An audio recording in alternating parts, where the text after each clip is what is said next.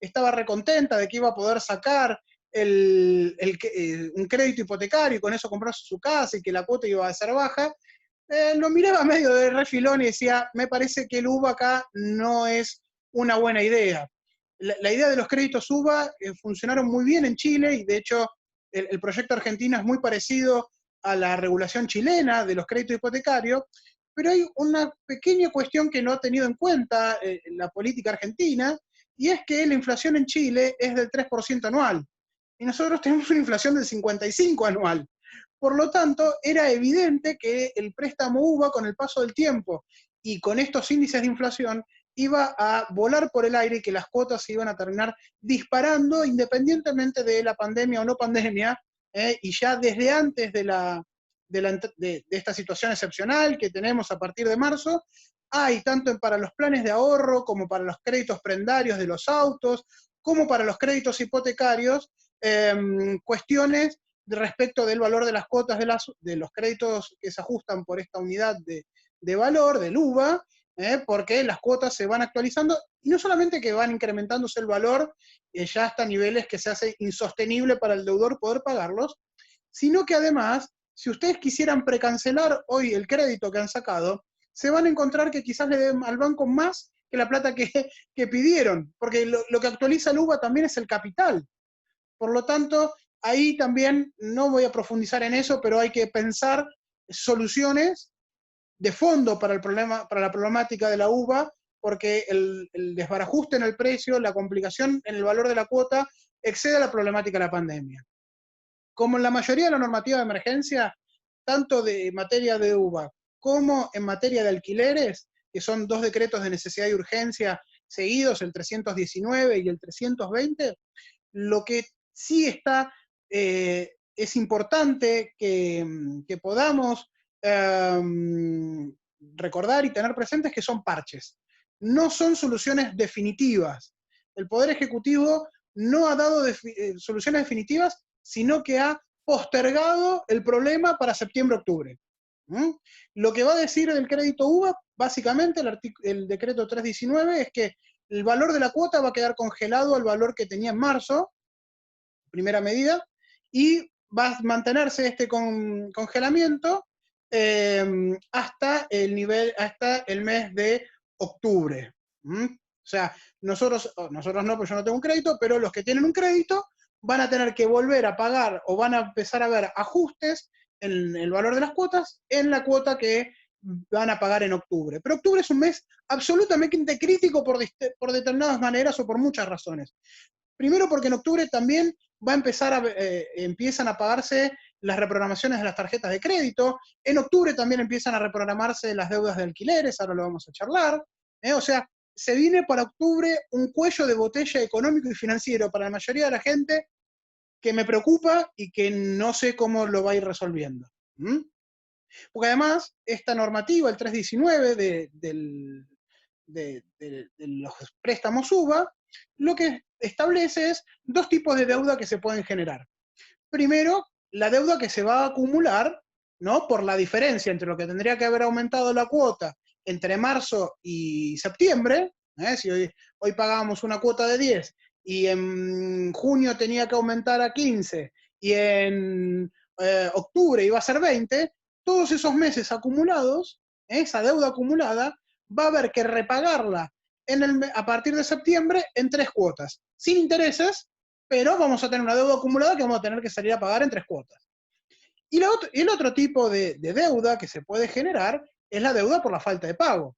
El decreto de necesidad y urgencia suspende las ejecuciones hipotecarias, prohíbe que se hagan los lanzamientos, esto es echar a la gente de las propiedades, por un plazo de 6 meses, ¿no? O sea, por ahora no se pueden ni iniciar nuevas ejecuciones hipotecarias, ni continuar las que ya están en curso, no se pueden continuar las ejecuciones en trámite, pero vamos a encontrar al final del día, en octubre, que vamos a deber cuotas, ¿no? Si nos atrasamos con las cuotas, confiados, bueno, no pago la cuota, total no me ejecutan, bueno, en octubre voy a tener que volver a pagar las cuotas. Y ahí en octubre, cuando tengamos que volver a pagar las cuotas, encima nos vamos a encontrar que las deudas por falta de pago sí se actualizan con intereses compensatorios. No nos van a poder cobrar los punitorios ni los moratorios, pero sí vamos a deber intereses a los cuales también vamos a tener que hacer frente en como máximo 3 cuotas. Salvo que las partes acuerden algo distinto, que si las partes se ponen de acuerdo en pagar en más cuotas es válido, pero depende de la voluntad de las partes. Por lo tanto, ojo con acumular deudas y confiarse de que no pasa nada, porque a la vuelta de la esquina lo mismo pasa con los servicios públicos, no pasa nada, no me cortan la luz, pero después va a venir toda la boleta de luz junta, después va a venir toda la boleta del gas junta, la deuda del crédito va a venir toda junta.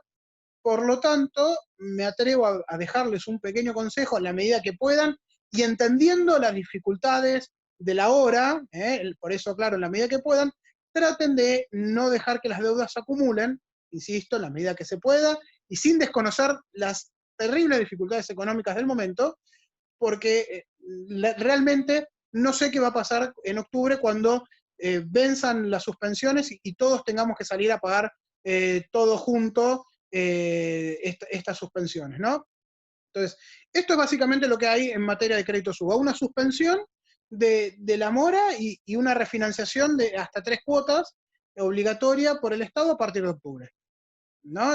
No hay mucho más que el Ejecutivo haya resuelto, por eso les aclaré al principio, no tenemos soluciones definitivas. Después tendremos que ver en octubre si ya tenemos una ley por el sobreendeudamiento familiar, que llama, que en realidad ataca el problema del sobreendeudamiento de los consumidores, si tenemos que echar mano a algún instituto jurídico, que es la teoría de la imprevisión, o alguna otra herramienta que nos permita renegociar estos contratos. Pero tampoco podemos extinguir el contrato, porque extinguir el contrato implica además perder lo ya adquirido. Entonces, a veces, no siempre la extinción del contrato es la mejor solución, sino que hay que buscar una manera de restablecer el equilibrio de las prestaciones para que el contrato pueda llegar a su puerto, la relación pueda darnos lo que estamos esperando, pero de una forma razonable y equilibrada, ¿no? Y con esto me parece que es todo lo que podemos hablar del contrato UBA, porque es todo lo que hay.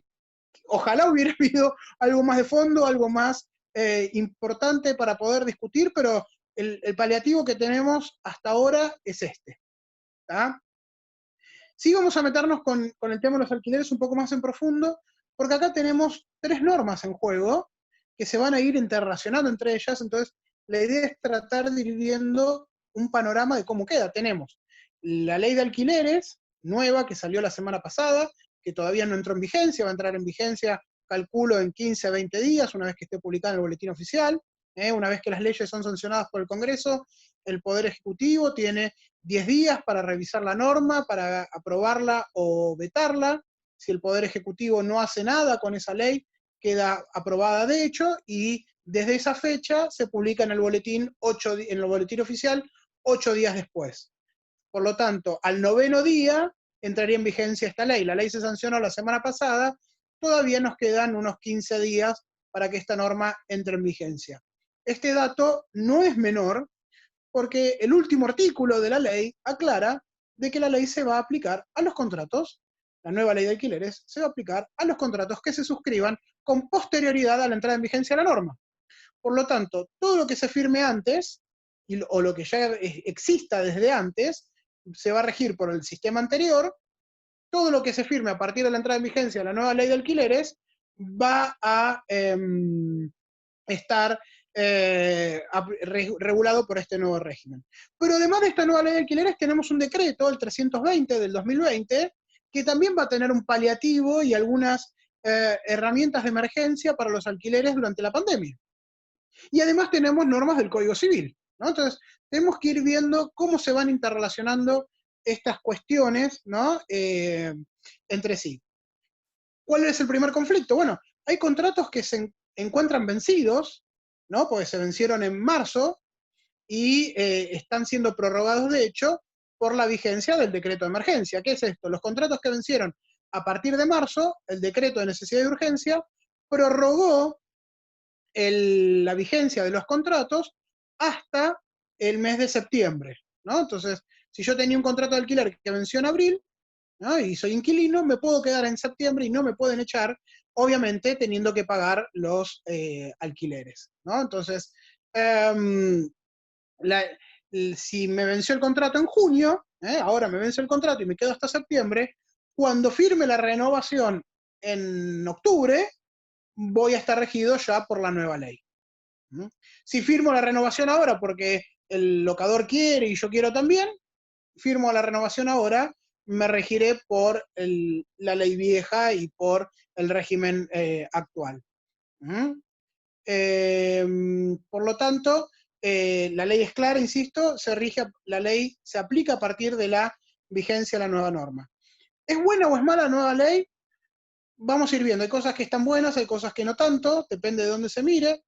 Yo personalmente soy muy crítico de las leyes de alquileres. Creo que desde el año 1921, que salió la primera ley de alquileres, que tiene cosas muy parecidas a la que tiene esta ley de alquileres, los resultados han sido malos, ¿no? Desde la primera ley de Irigoyen hasta esta ley presente, el resultado ha sido el mismo. Alquileres carísimos, ¿no? Donde la gente tiene que pagar mucho más que el 20% de sus ingresos para pagar un alquiler, y una rentabilidad también bajísima para los propietarios. O sea, hoy por hoy, y desde hace muchos años, es un terrible, un pésimo negocio el alquiler de un inmueble, para el locatario y para el locador. Y seguimos dándole vueltas al mismo asunto, con mismas soluciones que vienen fracasando desde hace 100 años, ¿no? Entonces, parece que deberíamos buscar algo nuevo, ¿no? Y no repetir aquello que ya venía de la ley de 1921, ¿no? Miren, la ley de 1921 ya tenía plazos máximos de duración, plazos mínimos de duración, tenía limitaciones a las exigencias que los locadores le podían pedir a los locatarios para ingresar a los inmuebles, suspensiones de desalojo, lo mismo, cosas muy parecidas a lo que tiene esta ley, ya las vimos en 1921. 1921, 100 años exactos. O sea, una locura. ¿Qué nos va a traer de nuevo esta ley? Primero, una cosa muy curiosa que modifica todo el Código Civil y Comercial, pues modifica el artículo 75, y es la posibilidad de constituir domicilios electrónicos, ¿no?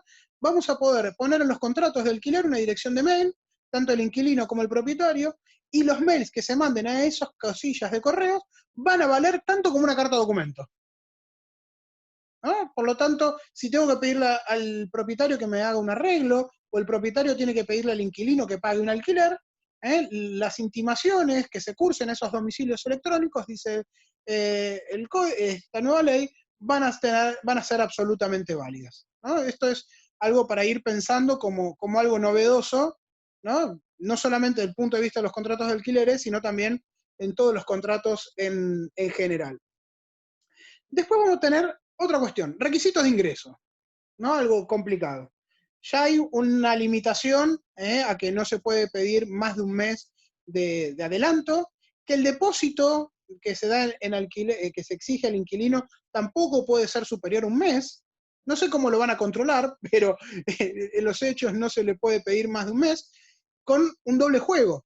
El valor del mes de depósito que se exige al comienzo tiene que ser equivalente al primer mes de alquiler o al alquiler que se está pactando al comienzo. Pero cuando el depósito se tiene que devolver, lo que devuelve el locador, el dueño de la propiedad, es el valor equivalente al mes del final del contrato. Ahora vamos a ir viendo que el contrato tiene ajustes por inflación. Vamos a ver que usa una fórmula medio rara, pero lo que me van a tener que devolver es el valor a lo último, ¿no? No me pueden hacer firmar un pagaré, no me pueden hacer firmar ningún documento extraño, no me pueden cobrar un adicional por entrega de llaves ni nada de eso. O sea, solamente me tienen que permitir entrar pagando la comisión de la inmobiliaria, el primer mes de adelanto y un mes de depósito. El resto de los requisitos de las exigencias, mascotas, niños y demás, todo va a tener que pasar por un tamiz de razonabilidad, ¿no? Primero, hay muchos edificios que ya en los reglamentos de copropiedad tienen reglas preestablecidas, hay edificios, por ejemplo, que no permiten mascotas y por lo tanto, si el reglamento del edificio no permite mascotas, es razonable que el propietario no admita mascotas en el inmueble porque hay una reglamentación del edificio. Si el edificio lo permite, también va a haber alguna cuestión de razonabilidad dando vueltas, ¿no? Si quiero meter un gran danés en un monoambiente y parece razonable que el propietario me diga que no. Si somos una familia de 10 a vivir en un monoambiente, y es probable que me diga, no, mire, chicos, no en este lugar. Por lo tanto, el ejercicio del propietario, de la posibilidad de elegir con quién va a contratar, siempre tiene que ser razonable y no puede ser un abuso del derecho. Esto es lo que ha dicho muchas veces la jurisprudencia, inclusive ha condenado a pagar daños cuando ya hay cuestiones de discriminación por no querer alquilar a personas por su orientación sexual, su religión o lo que fuere. Pero siempre lo que tenemos que ver es que el ejercicio del derecho de propiedad del locador no constituye un ejercicio abusivo del derecho, ¿no? Y esta ha sido la pauta que viene ya desde hace muchos años, inclusive de la Corte de Estados Unidos, si quieren. No nos vamos a ahondar más en el tema, pero lo que hay que mirar es esta pauta de razonabilidad y no de un ejercicio abusivo del derecho, que es el tamiz que ha puesto siempre tanto la norma como la propia Corte y las cámaras acá en Argentina. Después vamos a tener la cuestión, ya entramos, ¿no? Ya cumplimos con estos requisitos, le pagué el mes, entré. ¿Cuánto va a durar el alquiler? El contrato con la nueva ley va a durar 3 años. Salvo que estemos renovando el contrato.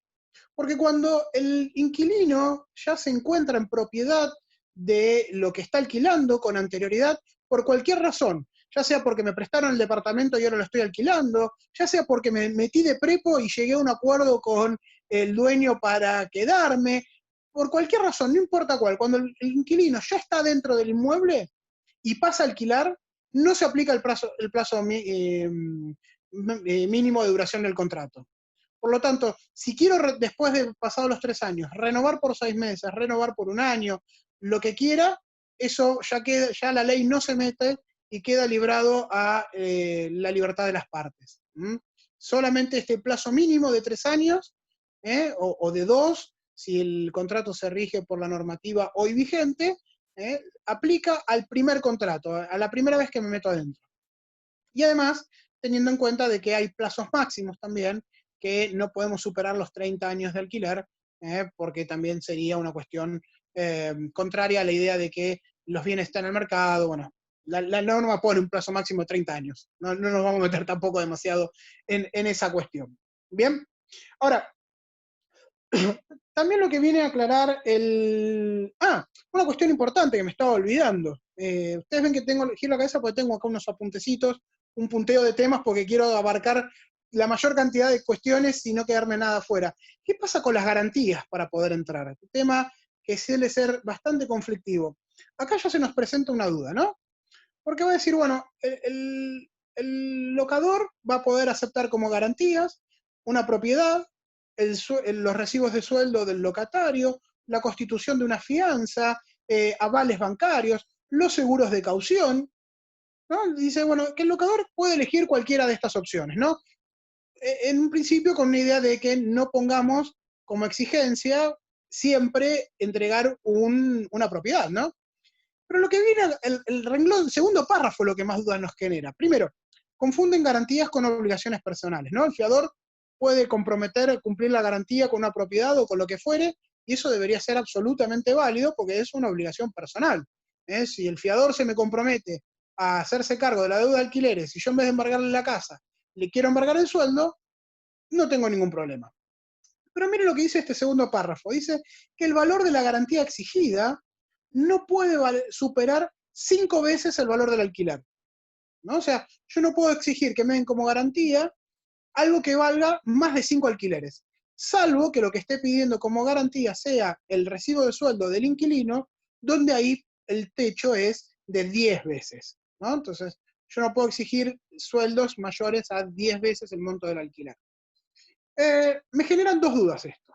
Primero, esto implica que no puedo exigir garantías inmobiliarias solamente al locatario, pero que al fiador sí se la puedo aceptar. Que no puedo pedir garantías inmobiliarias, porque digo, cualquier inmueble hoy en la Argentina vale más que 5 alquileres, y además hay una cuestión que va a quedar pendiente de qué es lo que estoy garantizando. Porque suena lógico que no pueda pedir algo que supere 5 veces el valor del alquiler en la medida en que lo que yo esté garantizando es el pago de los alquileres.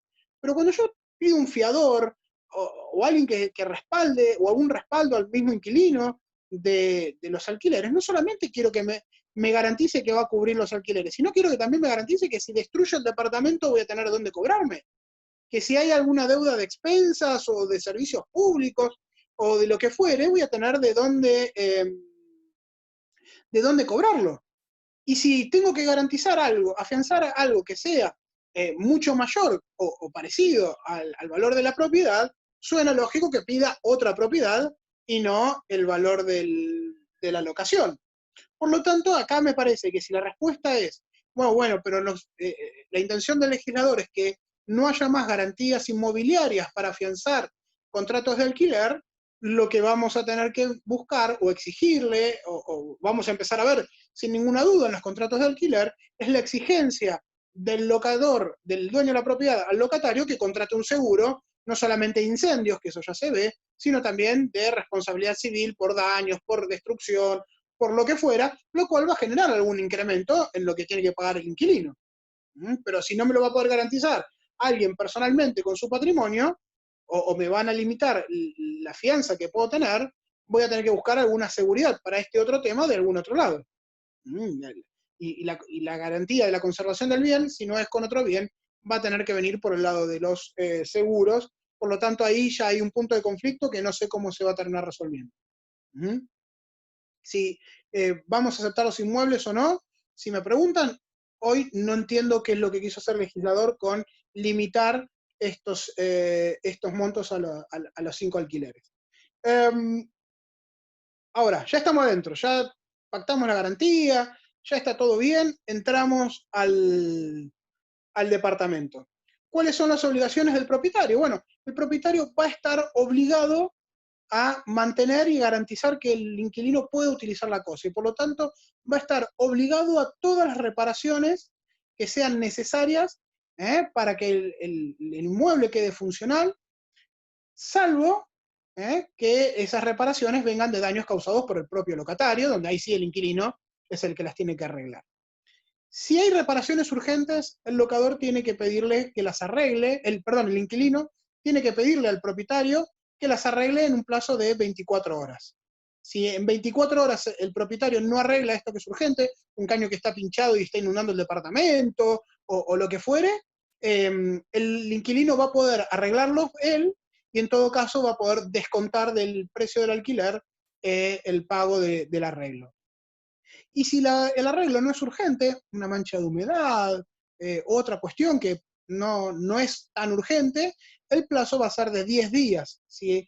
O sea, el inquilino le va a tener que pedir por mail o por carta documento al propietario que efectúe el arreglo, y si no lo efectúa, ahí sí lo va a poder hacer el inquilino, pero y descontarse después los alquileres, el monto del arreglo del alquiler. La pregunta ahora es, o lo que no queda claro es, si esta obligación que pone la ley de que el propietario se haga cargo de los arreglos es de orden público o no.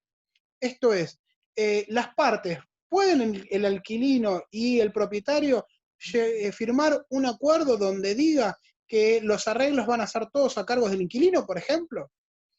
Yo entiendo que sí, ¿no? Que esto no es parte del orden público, y lo entiendo porque ha habido muchos casos donde la jurisprudencia ha dicho que esto es posible, pero lo que hay que mirar es el tamiz de la razonabilidad, de vuelta.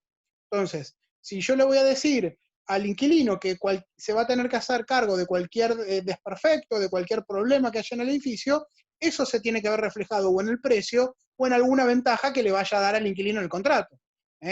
Cobrarle alquiler como si nada y elevarle los costos y además hacerlo cargo de las reparaciones parece no ser razonable, y en todo caso ahí el juez podrá decir que esa cláusula es abusiva, que esa cláusula se tiene por no escrita y se aplica la obligatoriedad del código, de la ley. Lo otro que resulta interesante de la nueva ley, y que va a estar atravesado por el artículo 320, por el decreto, perdón, 320, el de emergencia, es qué pasa cuando el inquilino no puede utilizar la cosa, ¿no? Lo que llaman la frustración del fin.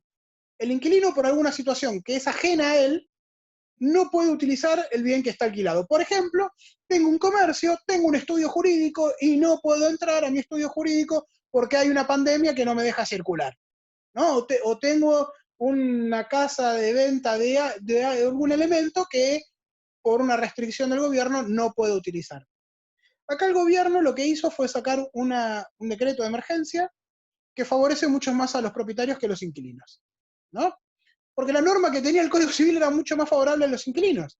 Lo que decía el Código Civil y que repite la ley de alquileres es que si por alguna razón el inquilino no puede utilizar la cosa, puede elegir entre no pagar el alquiler durante el tiempo que dure la imposibilidad de utilizar el bien o de extinguir el contrato, irse y no tener que pagarle nada, ¿no? El inquilino puede elegir cualquiera de esas dos cuestiones en la ley.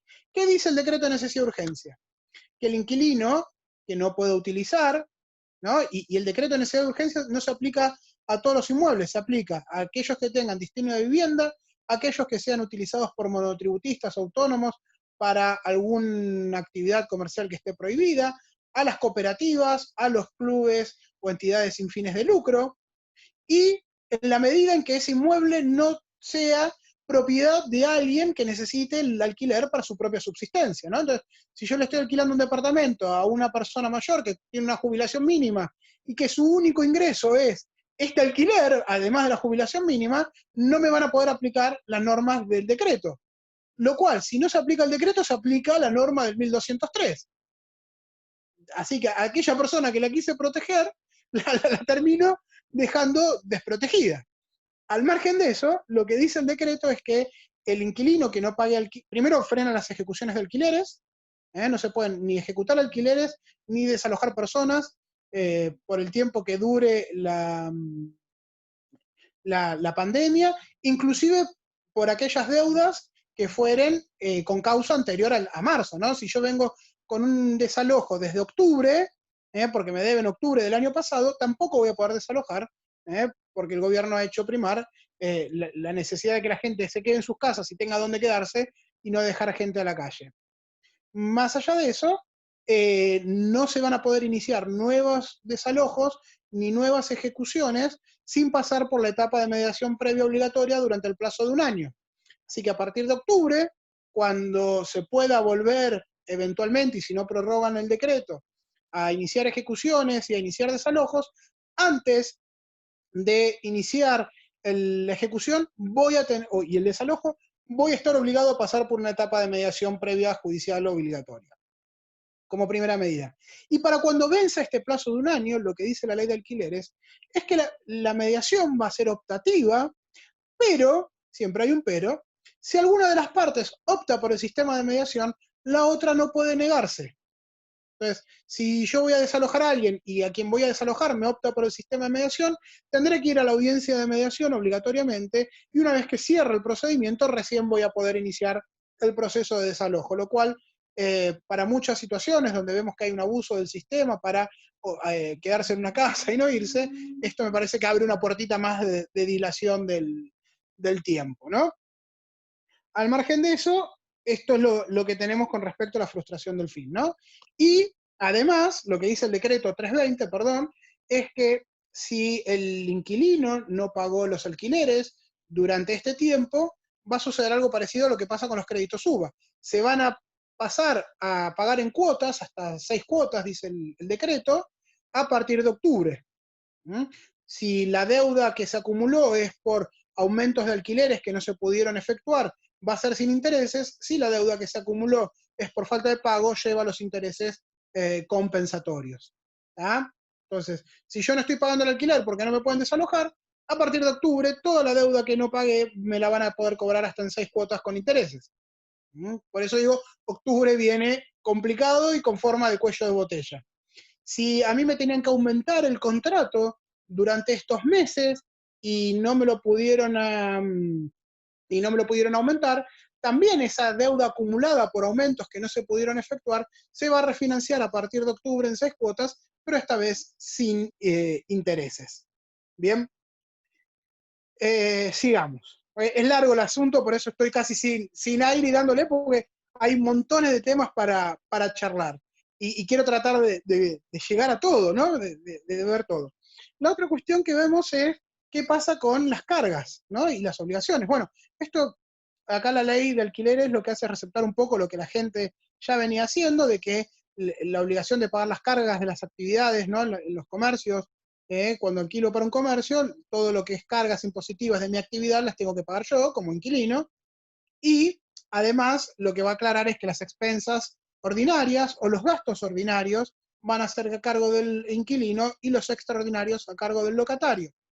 Acá lo que ha hecho, y acá sí me parece que es un acierto de la norma, aclarar que no importa cómo se clasifique el gasto en las expensas, pues lo que pasa es que en muchos edificios donde la mayoría de los inmuebles están dados en alquiler, el administrador, en connivencia con los propietarios, pasan como gastos ordinarios gastos que en realidad son extraordinarios, para que los pague el inquilino y no los tenga que pagar el propietario. Entonces, la ley aclara que no importa cómo está dado el carácter en la liquidación de expensas, si el gasto hace al mantenimiento normal y habitual del inmueble es a cargo del locador, si es algo extraordinario por la naturaleza propia, va a estar a cargo del propietario, independientemente de que si en la expensa lo pone en una columna o en la otra.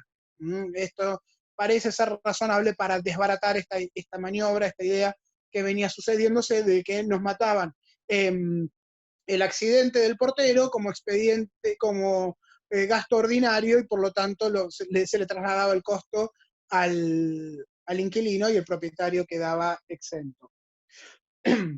La otra cuestión interesante, sabemos, o ya teníamos en el sistema, y los que alquilan ya lo saben, el derecho a irnos anticipadamente pagando una indemnización que ya está tarifada, ¿no? Entonces, si yo me quiero ir del inmueble, avisándole al propietario que me quiero ir, y pagándole, si me voy entre los 6 meses y el año, 1 mes y medio de alquiler, si me voy después del año, 1 mes de alquiler, me voy antes y no pasa nada.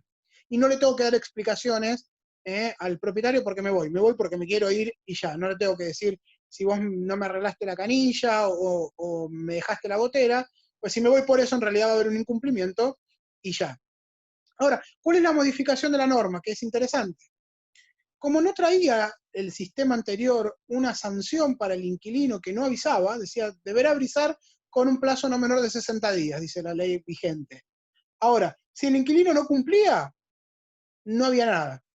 Para tratar de fomentar el cumplimiento del preaviso, la norma le introdujo una modificación al Código Civil, y lo que dice ahora es que si el inquilino avisa con 3 meses de anticipación y que se va a ir, y esta resolución del contrato anticipada se da después de los 6 meses, de los primeros 6 meses, o sea, si me voy después de 6 meses de estar alquilando y le aviso al propietario que me voy a ir con 3 meses de anticipación, no pago nada, ¿no? Quedo liberado de tener que pagar cualquier indemnización. O sea, si doy el aviso de 3 meses y me voy con la fecha que prometí, no le debo nada al locador, le entrego la llave y me quedo afuera. La otra cuestión que vamos a tener a la mano es el tema de la obligatoriedad de la renegociación del contrato cuando está por vencer, ¿no? Acá la ley lo que va a establecer es que 3 meses, dentro de los últimos 3 meses del contrato, el locatario puede intimar al locador, el inquilino puede intimar al propietario a que le diga qué va a querer hacer con el contrato y a que se sienta a renegociar, ¿no? Cosa de, con 3 meses de anticipación, ir viendo qué va a hacer de su vida. Y si el propietario no le contesta o se niega a la renegociación, o ya le dice no te voy a renovar, el inquilino va a poder extinguir el contrato antes del tiempo de finalización y tampoco va a tener que pagar nada. Entonces, acá hay un incentivo fuerte de la ley que me parece también acertado de incentivar a los propietarios a sentarse a negociar y a tratar de que haya una renegociación, y si la renegociación no es posible, que el distracto, que la terminación del contrato sea de mutuo acuerdo para tratar de que las cosas se encarrilen lo mejor posible y que no se encuentre el inquilino que a los 2 días, 3 días de vencer el contrato, el propietario le dice, pero no te voy a renovar, te vas. ¿Mm? Por lo tanto, parece ahí haber una herramienta lógica. Otro tema que esto sí me parece que va a traer algún punto de conflicto. ¿Qué pasa con la falta de pago de los alquileres? Con la ley actual, si el inquilino no paga los alquileres, el propietario lo tiene que intimar a que le paguen dentro de 10 días, pero se necesita para poder empezar a activar este mecanismo una mora de por lo menos 2 alquileres. ¿No? Entonces, si el inquilino se atrasa un mes y paga otro, no pasa nada, se necesitan por lo menos 2 meses de mora, ya sea alternados o consecutivos, para que el propietario pueda intimar al pago y si no le pagan, puede empezar el proceso de desalojo. O sea, necesitaba 2 meses de atraso del alquiler para que el propietario me pueda echar. Ese plazo de 2 meses desapareció de la norma. Por lo tanto, por cómo queda la nueva ley, con un solo mes de atraso, el propietario puede iniciar el proceso de desalojo. ¿No? O sea, ojo con esta cuestión porque me parece que hay un cambio importante. A no atrasarse porque también con un solo mes me van a poder desalojar, en tanto que la nueva ley cambia, modifica el Código Civil y saca este plazo de 2 meses sin que diga nada, no dice nada nuevo al respecto. También va a ser muy estricta la ley con la obligación del propietario de tener que recibir la llave. Esto también me parece un acierto porque era un juego que se veía en la práctica de que, bueno, hasta que no me pagues esto no te recibo la llave, o hasta que no me arregles lo otro no te recibo la llave, o hasta que no hagas lo otro no te recibo la llave. Acá la ley lo que dice es, el propietario está obligado a recibir la llave en cualquier circunstancia, después vemos el problema. Y si el propietario se niega a recibir la llave, el inquilino va a poder intimarlo a que en el plazo de 3 días reciba la llave, y si no le recibe la llave, va a suspender la obligación del inquilino de pagar intereses, alquileres o lo que fuere, siempre y cuando consigne las llaves judicialmente dentro de los siguientes 10 días. O sea, si yo me tengo que ir y el propietario no me recibe la llave, y lo mismo pasa con los alquileres. Si el propietario no me quiere recibir los alquileres, voy a tener que intimarlo a que me reciba la llave o el alquiler, y en el caso de la llave son 10 días, en el caso de los alquileres son 3 días, voy a tener que ir al juzgado y entregarle las llaves al juez o al depósito del juez. ¿Cuál es el conflicto que encuentro yo acá? El Código Civil permitía que toda la consignación no sea necesariamente judicial. El Código Civil permitía la consignación en una escribanía, podía ir un escribano, dejarle las cosas al escribano y ya. Lo que no entiendo es por qué la norma habla específicamente de consignación judicial y no habla de consignación por escribanía. ¿Y qué va a pasar? ¿Será válida la consignación en escribanía? ¿No será válida? ¿Será solamente válida la consignación judicial, que es la que refiere la norma? ¿Prohíbe la norma la consignación en escribanía? Parecería ser que sí, para tristeza de los escribanos, pero la norma habla específicamente de consignación judicial. Parece que se olvidaron de la consignación por escribanía o querían que el juez controle la situación, no sé qué es lo que hicieron ahí, pero le hubieran podido ahorrar algún dinero al propietario, al propietario del inquilino, si en vez de meterlos en un proceso judicial, permitían la consignación por escribanía. Me parece una omisión realmente que no puedo comprender. La otra cuestión, y ya con esto terminamos, va a ser la obligación del propietario o del inquilino, los dos tienen la obligación, de inscribir el contrato en la FIP.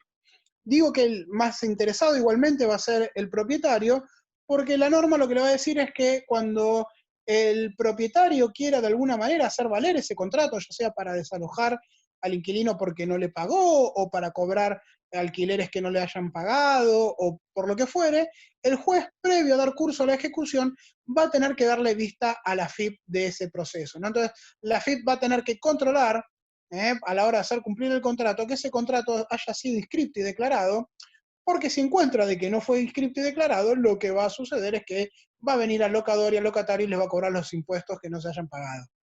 No es que no se va a poder avanzar con la ejecución, ni mucho menos, pero sí la FIP va a controlar de esa manera que los impuestos estén pagos, lo cual implica que los locadores van a tener que empezar a cobrar IVA, y eso se va a ver repercutido en el precio de la locación, ¿no? O sea, meternos en el sistema tributario argentino tiene una serie de dolores de cabeza que nos van a complicar la situación más de lo que nos van a solucionar, pero bueno, tenemos que tener esta, esta precaución de que si no inscribimos el contrato en la FIP,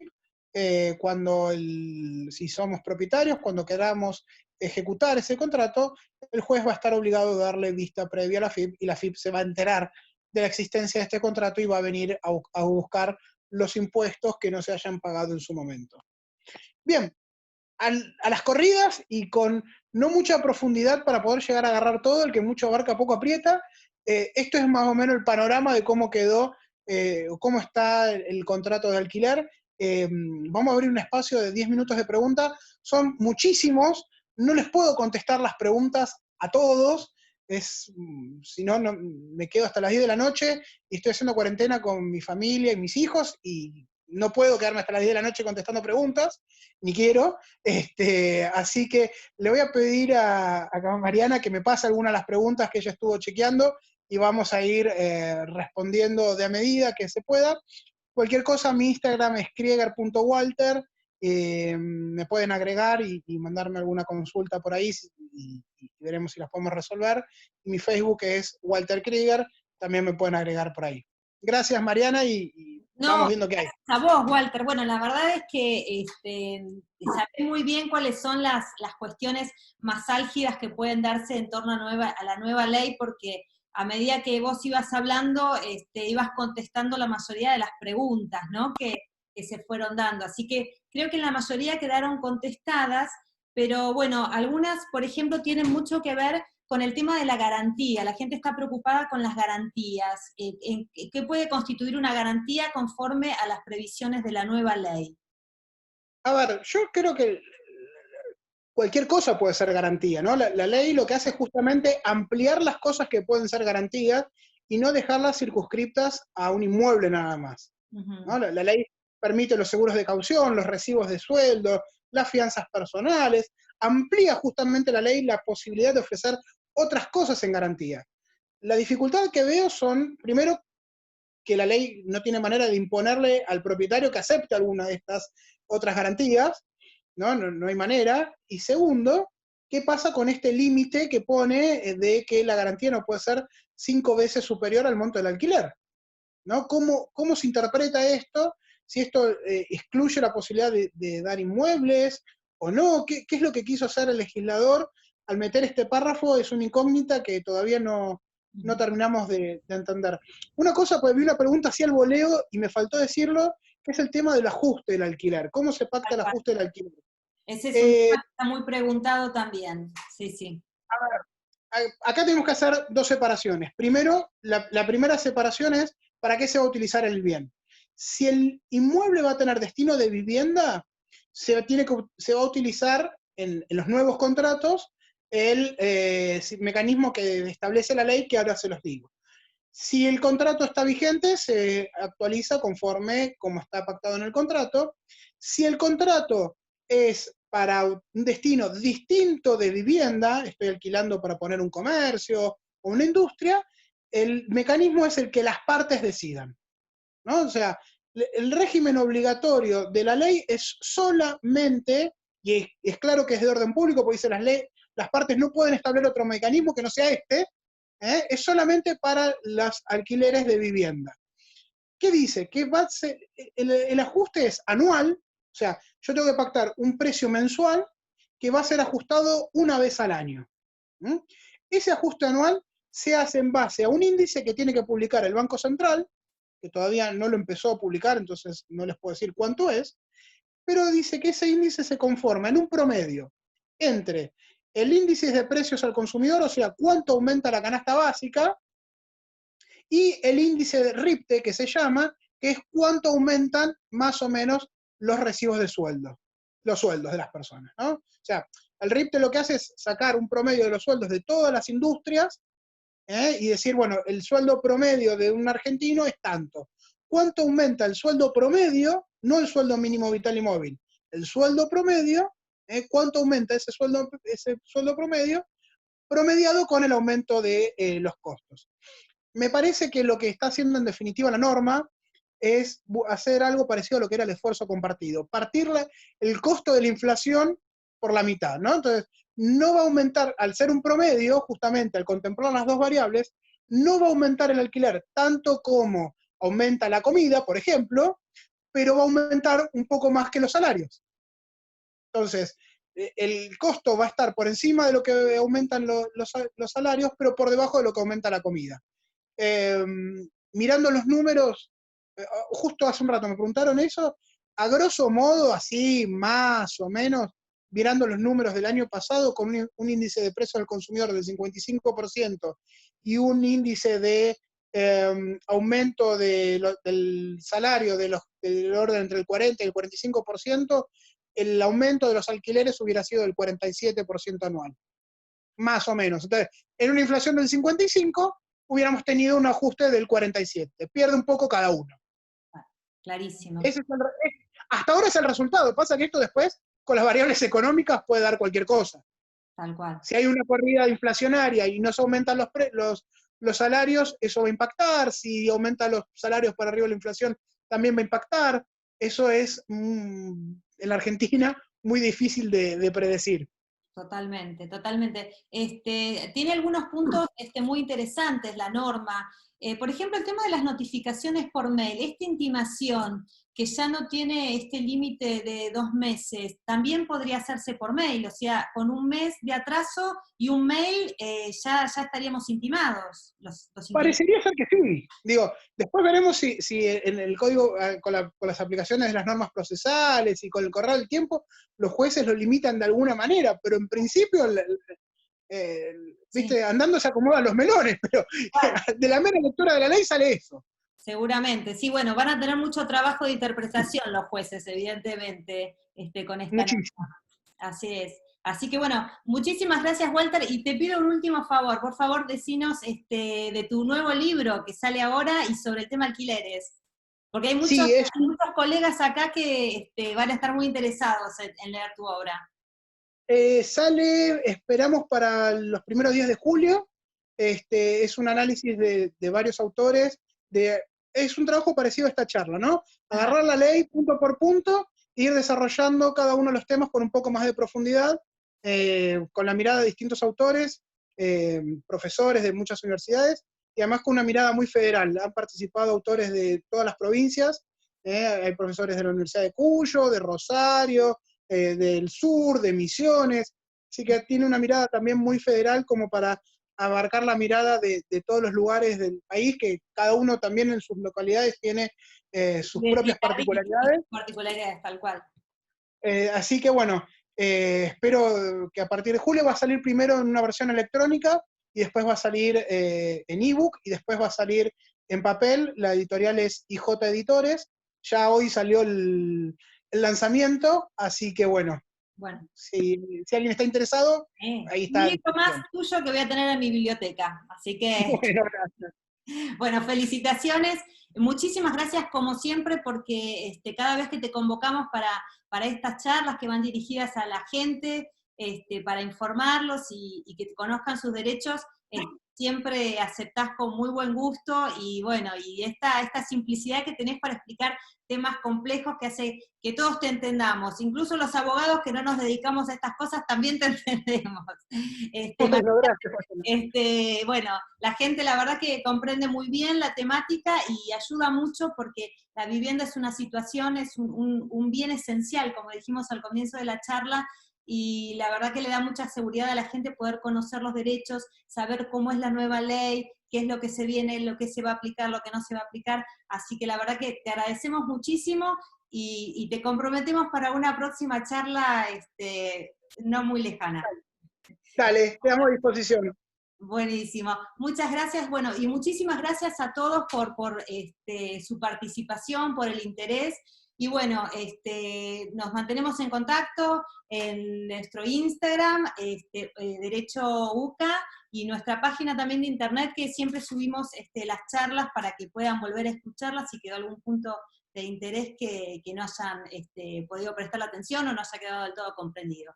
Así que bueno, muchísimas gracias a todos y bueno, nos reencontramos en la próxima charla. Hasta luego, un Adiós, saludo grande. gracias.